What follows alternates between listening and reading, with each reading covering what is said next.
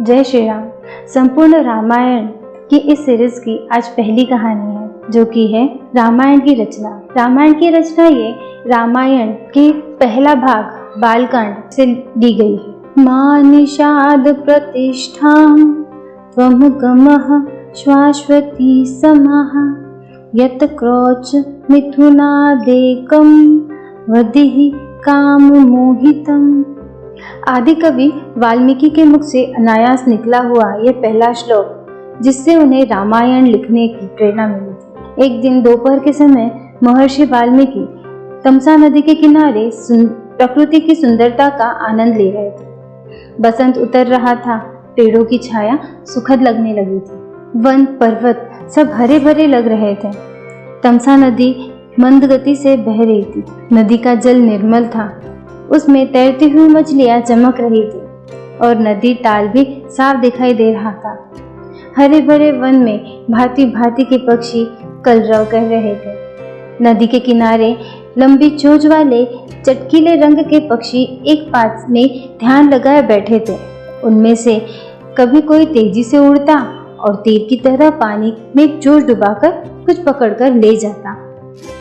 नदी तट की शोभा को देखकर महर्षि वाल्मीकि के मन में अपार हर्ष था।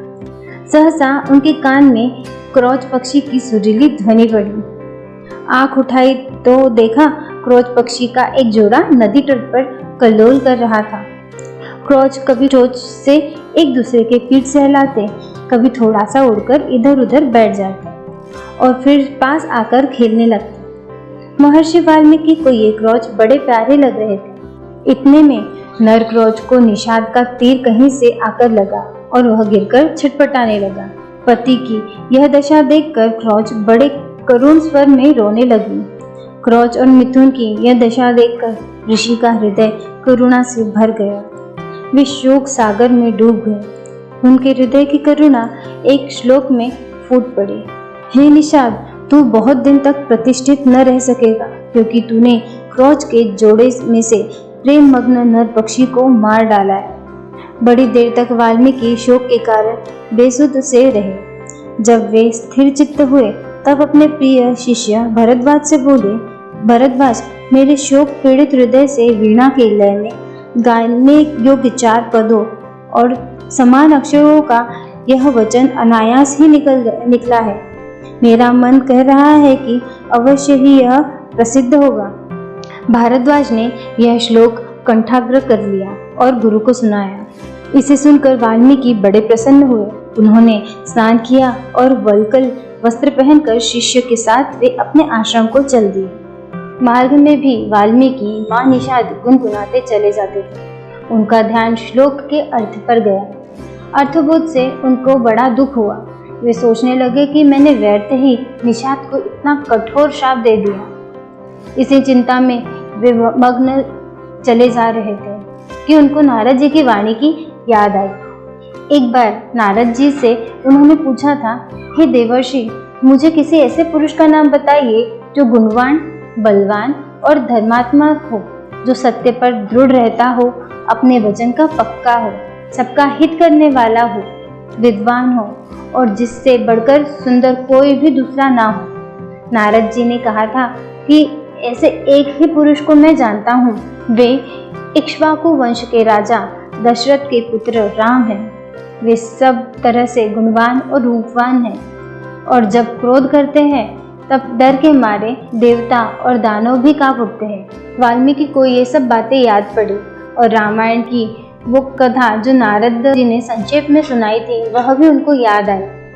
याद आया कि देवर्षि देवलोक को आकाश मार्ग से किस अद्भुत गति से चले गए थे। जब महाराज रामचंद्र की कथा वे दोहराने लगे तो सहसा मां निषाद श्लोक का एक दूसरा अर्थ उनके सामने आया। माधव रामचंद्र, तू अनेक वर्ष तक राज करेगा, क्योंकि तूने मंदोदरी रावण जोड़े में से काम पीड़ित रावण को मार डाला है।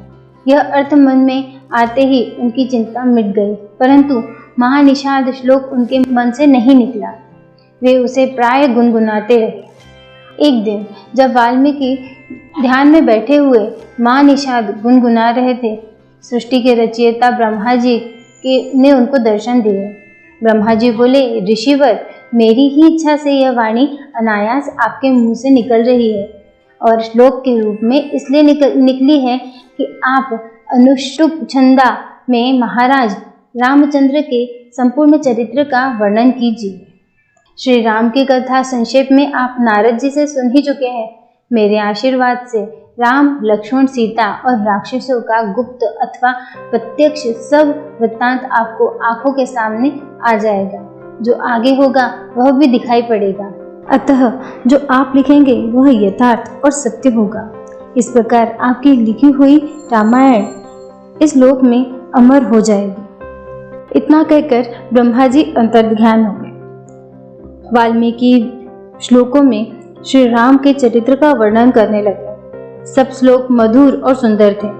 उनका अर्थ समझने में भी कोई कठिनाई नहीं होती थी। उनके सामने राम, लक्ष्मण, सीता, दशरथ और दशरथ की रानियों का हंसना, बोलना, चलना, फिरना प्रत्यक्ष हो गया और वे बिना रुके रामायण की कथा लिखते रहे। 24,000 श्लोकों में उन्होंने पूरी रामायण लिख डाली। आज की कहानी यहीं पर समाप्त होती है। अब हम कल के वीडियो में देखेंगे राम जन्म की कहानी। उम्मीद करती हूँ आपको मेरी ये प्रस्तुति पसंद आ रही है। अगर आ रही है तो प्लीज़ इस वीडियो को लाइक ज़रूर कीजिए और अपने दोस्तों के साथ ज़रूर शेयर कीजिए। और हाँ, अगर आपने चैनल को सब्सक्राइब नहीं किया है तो जल्दी कर दीजिए ताकि आने वाली आगे की और कहानियाँ आपको मिलती रहे। और हाँ, बेल आइकन पर हिट करना ना भूलें। धन्यवाद। जय श्री राम।